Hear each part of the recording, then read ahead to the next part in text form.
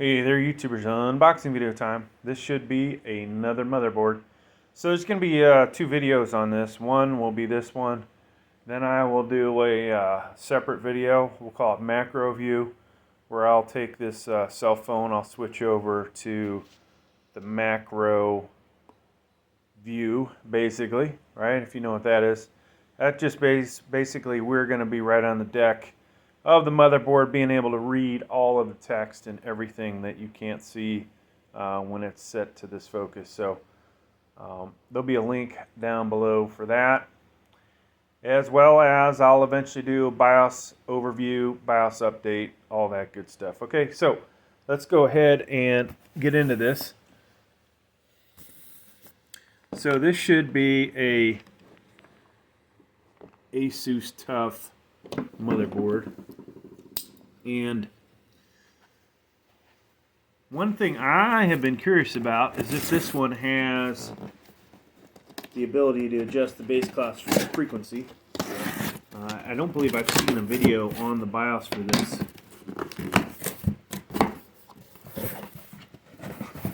Now there are a few different Asus motherboards that will allow that. Most of them seem to be the higher end stuff, but we shall see. So there is the front of it. Obviously this is meant for Windows 10, 11 mainly. PCIe 5.0, so that's good. This will be a D4. So really, let's look at the title: B660m, micro ATX, Wi-Fi, which is great, D4 for DDR4 RAM, and Wi-Fi 6 supported. So that's the front.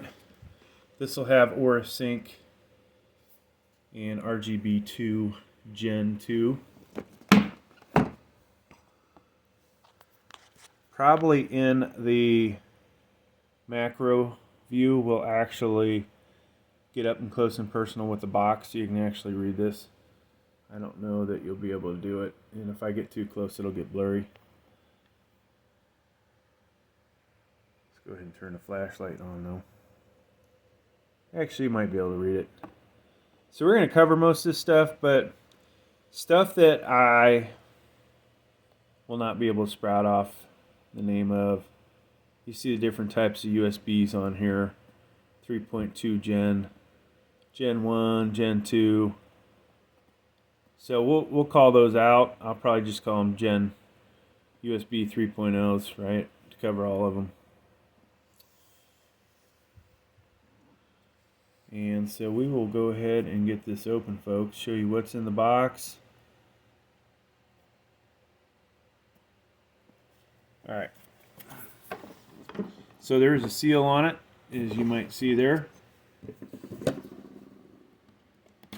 This, I think, is either 6th or 7th 600 motherboard we've had through here. Gonna have to get rid of some at some point. Here is your antenna for the Wi-Fi. So it's a two-piece design, and this guy is going to fit inside of it. And what you don't see in here are the threaded pieces that will attach to the motherboard. We'll get the motherboard out last. Let's see what else is in the box, folks.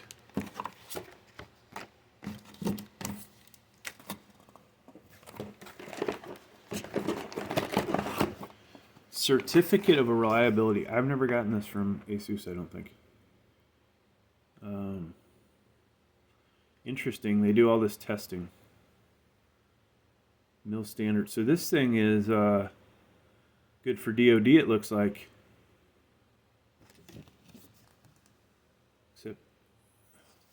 Interesting. Standoffs with two M.2 screws. So disappointingly, this is not going to have those cool M.2 screws that stay in the motherboard and you just rotate them. Looks to be some type of vibration dampener. A couple of SATA cables, two of those. Driver disc, of course, you can get the most up-to-date drivers on the website under support. And we get some cool stickers, folks. I have a B3 Asus Tough B365. Looks like they upped their game on the stickers. User guide. Let's just take a look real fast. So, if you guys can see this, this is calls those out, right? And well, we're not going to go through all these, but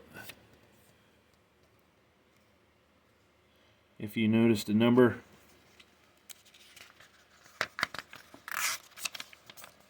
so we're gonna go over most of these. I will keep this to the side. This one's good to know. Rear panel connectors, and we're gonna start from the bottom. Hard to look at these with the mount that I've got. So let's go ahead and get this out, folks. Like I said, I really look forward to checking out the BIOS on this. See if we can get a little extra out of some of our locked CPUs with this motherboard.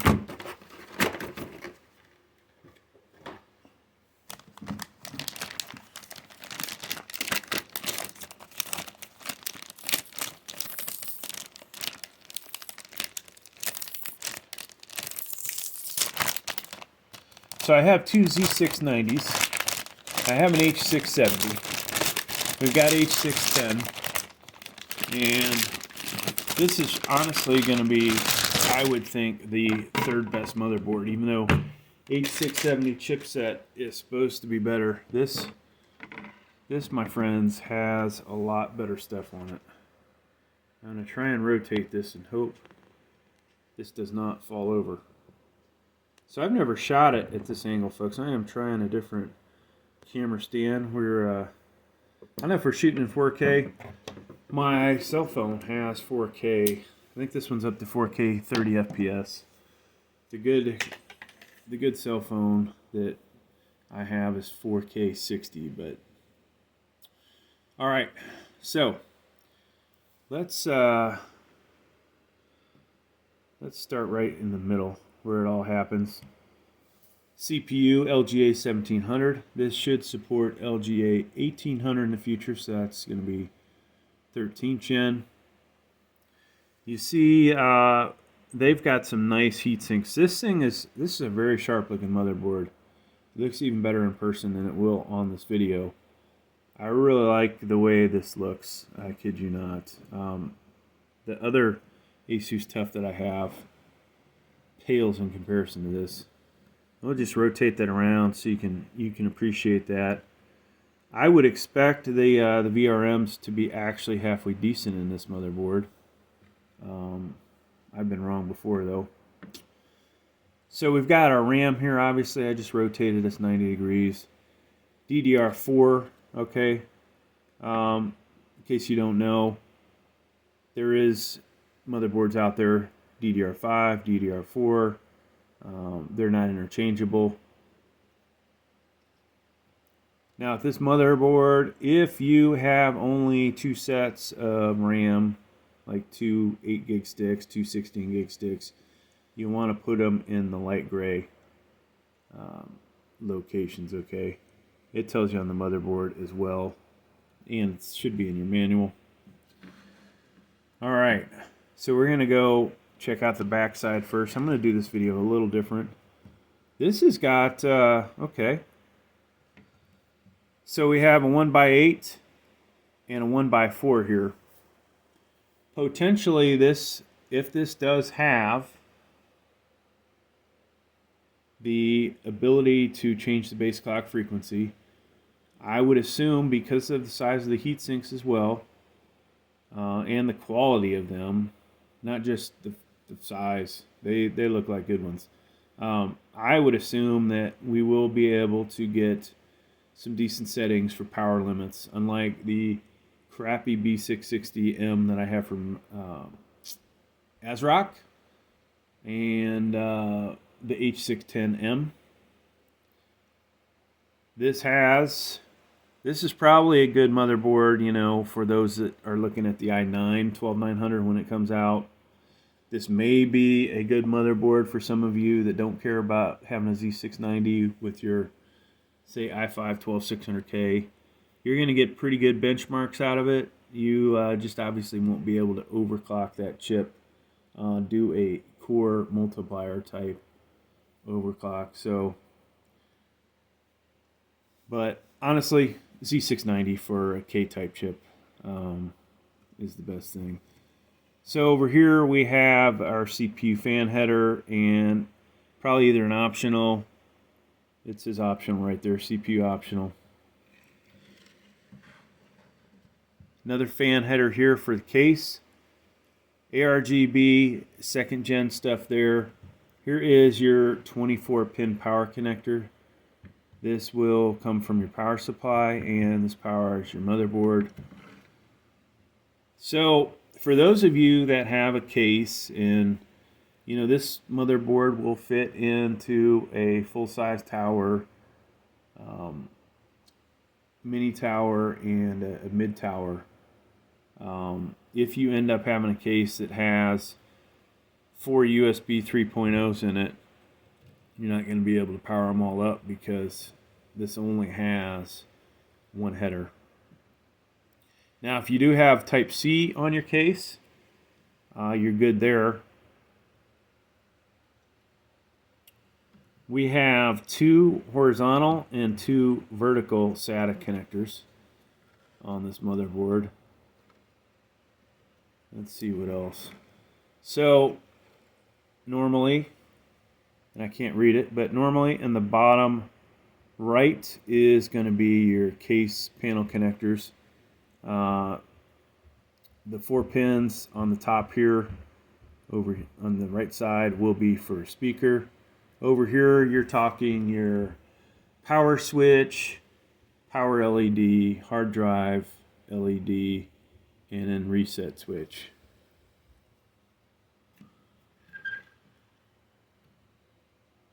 Another fan header here. We already talked about the SATAs. 2 USB 2.0s, ARGB, second gen stuff. 2 more fan headers here. So this has quite a bit of fan headers, folks. You know, usually on these, this is not a cheap B660m, okay? They packed this one full of features. So we've counted 1, 2, 3, and there was one up top, 4, and then you can always use the optional one. So there's at least 5 additional case fan headers if you need those. Now, moving on, got the comms connectors here that, you know, I don't even know anybody uses them. I may have missed this. 2 USB 2.0s, okay? We don't want to forget that. HD audio down here in the lower left. And in case I somehow did a better job with the camera angles, these are 2 USB 2.0s, ARGB, 2 fan headers, and like I said, the comm stuff, HDD audio. Now, Cmos battery right here.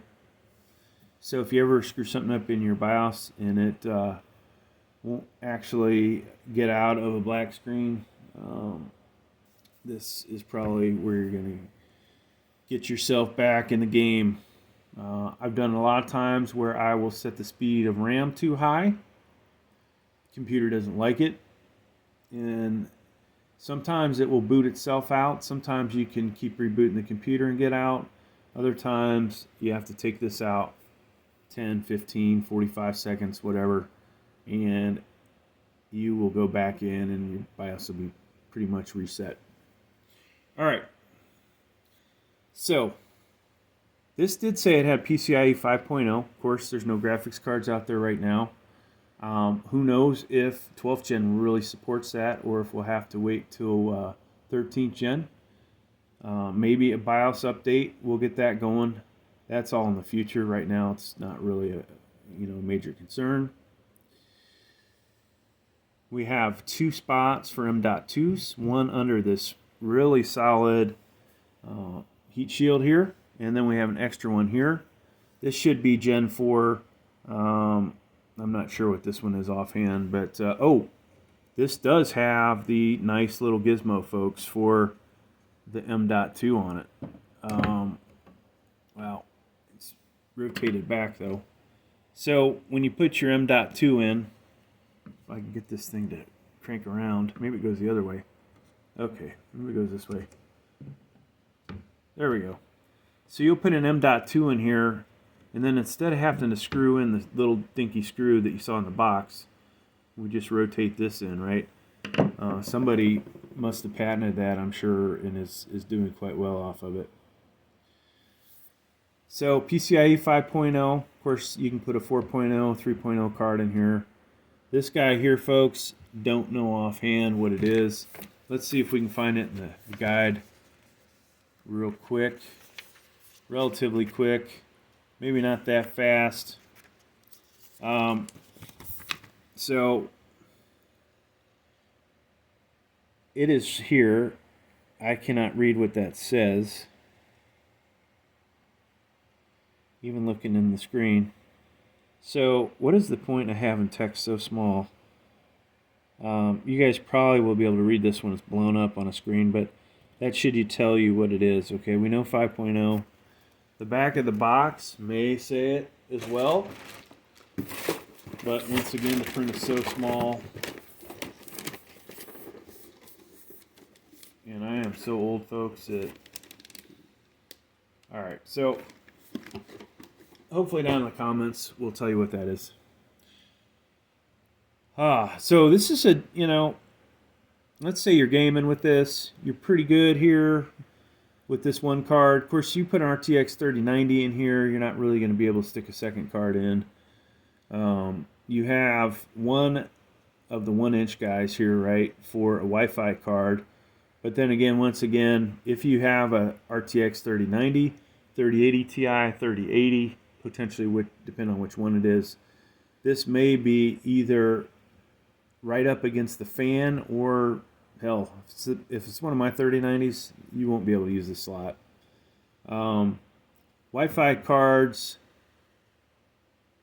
may or may not be good to plug into this. There are certain things you can't plug into the longer ones because this, I've just seen some issues where things get too hot when they're plugged into this that aren't supposed to be plugged into it, even though they power them up. But another aspect, those that might be mining, this might not be that great a card for you either, unless you have a smaller graphics card here and be able to get some circulation in here. Plus, you don't have the ability to use too many setups for risers. So, obviously not an ideal motherboard for somebody doing GPU mining. So, we've hit all that stuff. Let's look at the side. And the macro video we'll get, like I said, right up and close and personal. So to the left, DisplayPort, HDMI, bunch of different USBs on here. I showed you what the back said. So you can see the different gens. 2.0's on top. Pretty much this looks like a 3.0. Probably 3.2. 2.5 gig LAN. Here's your Type-C Charlie connector. Wi-Fi. And then over here we have fiber optic out. One of those is subwoofer, and then a rear line out. Microphone, headphone, and line out. So pretty darn good motherboard, folks. I am going to enjoy this. I think we'll probably put the i7 12700F in it and have some fun with that. And fingers crossed that it has block frequency adjustment. Thanks for checking out my video. Hope you got something out of it. Please like, please subscribe. Thank you.